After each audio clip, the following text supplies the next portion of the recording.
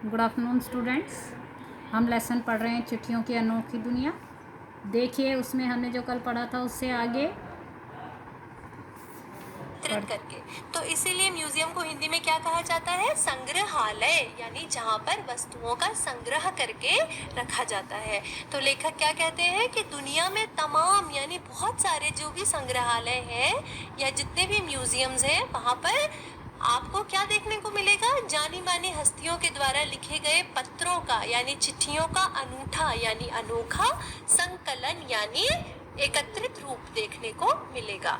ये जितने भी पत्र हैं वो देश काल और समाज को जानने समझने का असली पैमाना है, यानी इन पत्रों को पढ़कर ही हमें उस समय के समाज देश परिस्थितियों का पता चलता है। तो इसीलिए ये उस समय के समाज को जानने और समझने का असली पैमाना है, यानी वो पत्र उस समय की परिस्थिति के हिसाब से लिखे गए थे। तो उन पत्रों को पढ़कर हमें पता चलता है कि उस समय की स्थिति समाज की, देश की, समय की कैसी थी। इसीलिए लिखा गया है कि ये पत्र जो है वो उस समय के देश काल और समाज को जानने और समझने का असली पैमाना है। भारत ने आज़ादी के पहले महासंग्राम के दिनों में जो कुछ अंग्रेज अफसरों ने अपने परिवारजनों को पत्र में लिखे वे आगे चलकर बहुत ही महत्व की पुस्तक बन गए। इन पत्रों ने साबित किया कि यह संग्राम कितनी जमीनी मजबूती के लिए हुआ था। तो लेखक आगे क्या लिखते हैं कि भारत के प्रथम स्वतंत्रता संग्राम के समय में जो पत्र कुछ अंग्रेजों ने अपने परिवारजनों को लिखे थे उनको भी एक पुस्तक के रूप में संकलित किया गया है। और इन पत्रों को पढ़कर हमें पता चलता है कि यह जो प्रथम स्वतंत्रता संग्राम था वो कितना महत्वपूर्ण था भारत के इतिहास में। आगे बढ़ते हैं। महात्मा गांधी के पास दुनिया भर से तमाम पत्र केवल महात्मा गांधी इंडिया लिखे आते थे और वे जहां भी रहते थे वहां तक पहुंच जाते थे। आज़ादी के आंदोलन की कई अन्य दिग्गज हस्तियों के साथ भी ऐसा ही था।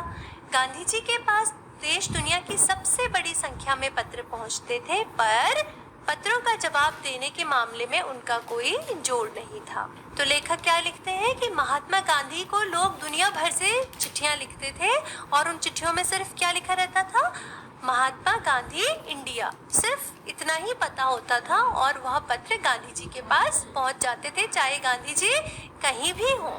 और आज़ादी के आंदोलन में जो अन्य दिग्गज हस्तियां, दिग्गज मतलब महत्वपूर्ण हस्तियां थी, उनके साथ भी ऐसा ही होता था कि उनके नाम के आगे सिर्फ इंडिया लिख के दुनिया भर से उन्हें पत्र प्राप्त होते थे।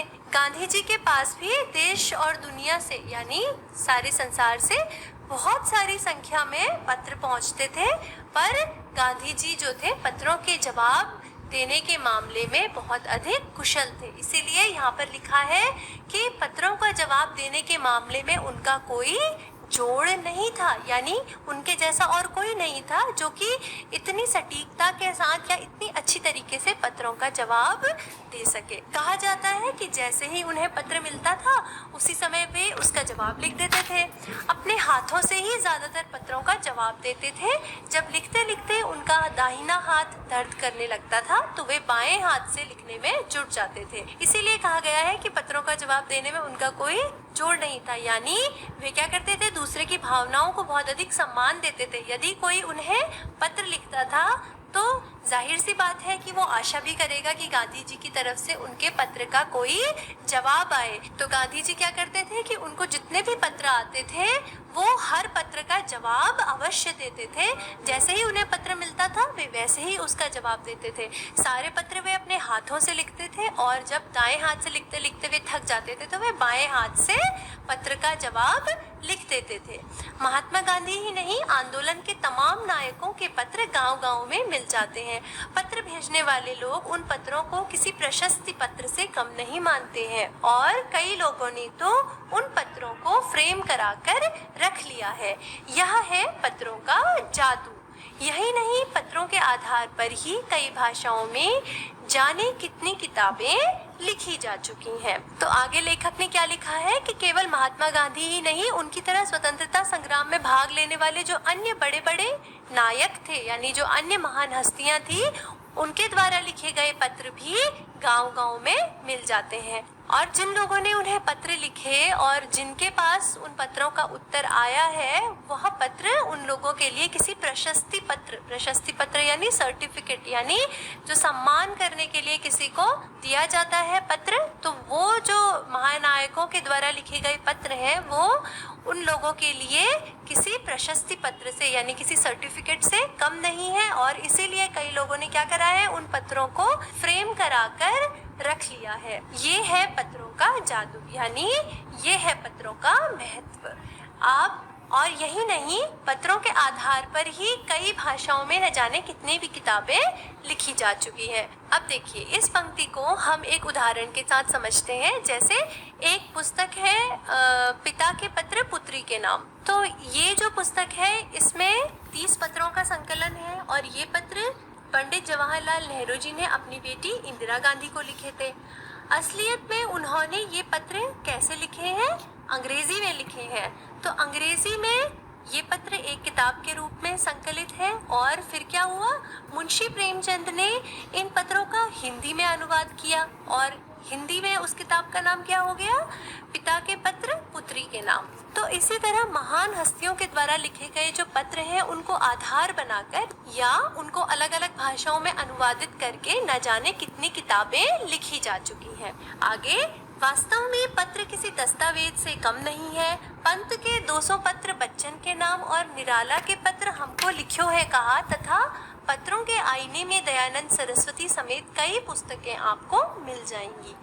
तो आगे लेखक ने क्या लिखा है कि पत्र जो है वो सच में किसी प्रलेख यानी डॉक्यूमेंट से कम नहीं है। आपको ऐसी कई पुस्तकें मिल जाएंगी जिसमें कि केवल पत्रों का संकलन है। जैसे पंत के 200 पत्र बच्चन के नाम और निराला के पत्र हमको लिखो है कहा। इसी तरह पत्रों के आईने में दयानंद सरस्वती, ये सारी पुस्तकें जो है ये पत्रों का ही संकलन है। कहा जाता है कि प्रेमचंद खास तौर पर नए लेखकों को बहुत प्रेरक जवाब देते थे तथा पत्रों के जवाब में वे बहुत मुस्तैद रहते थे। इसी प्रकार नेहरू और गांधी को लिखे गए रविंद्रनाथ टैगोर के पत्र भी बहुत प्रेरक हैं। तो आगे लेखक क्या लिखते हैं कि मुंशी प्रेमचंद, जो कि हिंदी साहित्य के जाने माने साहित्यकार हैं, उनके द्वारा भी नए लेखकों को प्रोत्साहित करने के लिए बहुत अधिक उत्साहपूर्वक या प्रेरक जवाब लिखे जाते थे और पत्रों के जवाब में वे बहुत मुस्तैद यानी बहुत ज़्यादा सजग रहते थे। इसी तरह नेहरू यानी पंडित जवाहरलाल नेहरू और गांधी यानी महात्मा गांधी, उनको लिखे गए रविंद्रनाथ टैगोर के पत्र भी बहुत अधिक प्रेरक है यानी प्रेरणादायी है। महात्मा और कवि के नाम से महात्मा गांधी और रविंद्रनाथ टैगोर के बीच सन 1915 से 1941 के बीच के पत्राचार का संग्रह प्रकाशित हुआ है, जिसमें बहुत से नए तथ्यों और उनकी मनोदशा का लेखा जोखा मिलता है। तो इसी तरह महात्मा गांधी और रविंद्रनाथ टैगोर के बीच में भी 1915 से 1941 तक पत्राचार हुआ था और उन पत्रों को महात्मा और कवि के नाम से एक पुस्तक के रूप में संग्रहित करके प्रकाशित किया गया है। इस पुस्तक को पढ़ने से बहुत अधिक नए तथ्य और गांधी जी और रविंद्रनाथ टैगोर दोनों की मनोदशा का उल्लेख हमें मिलता है। आगे, पत्र व्यवहार की परंपरा भारत में बहुत पुरानी है, पर इसका असली विकास आजादी के बाद ही हुआ है। तमाम सरकारी विभागों की तुलना में सबसे ज्यादा गुडविल डाक विभाग की ही है। तो लेखक आगे क्या लिखते हैं कि जितने भी सरकारी विभाग हैं हमारे देश में, उनमें से सबसे अच्छी गुडविल यानी अच्छी भावना कौन से विभाग की है? डाक विभाग की है। क्यों है? इसकी वजह उन्होंने आगे लिखी है। इसकी एक खास वजह यह भी है कि यह लोगों को जोड़ने का काम करता है।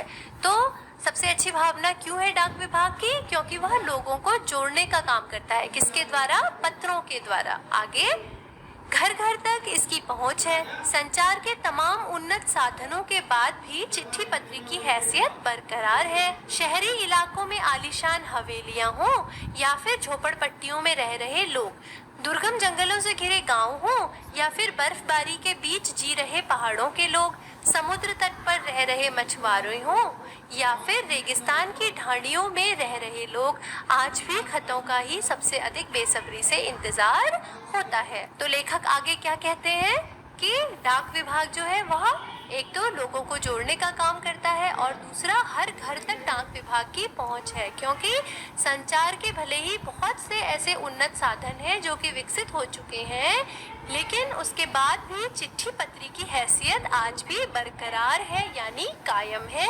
शहरी इलाकों में चाहे आलीशान हवेलियां हों या फिर झोपड़पट्टी में रहने वाले लोग हों, दुर्गम जंगलों से घिरे गांवों में रहने वाले लोग हों या फिर भयानक बर्फबारी के बीच जी रहे पहाड़ों के लोग हों, समुद्र तट पर रहने वाले मछुआरे हों या फिर राजस्थान की ढांडियों में यानी छोटे घरों में रहने वाले लोग हों, आज भी खतों का ही बेसब्री से वे इंतजार करते हैं। एक दो नहीं, करोड़ों लोग खतों और अन्य सेवाओं के लिए रोज भारतीय डाकघरों के दरवाजों तक पहुंचते हैं और इसकी बहुआयामी भूमिका नजर आ रही है। दूर देहात में लाखों गरीब घरों में चूल्हे मनी ऑर्डर अर्थव्यवस्था से ही जलते हैं।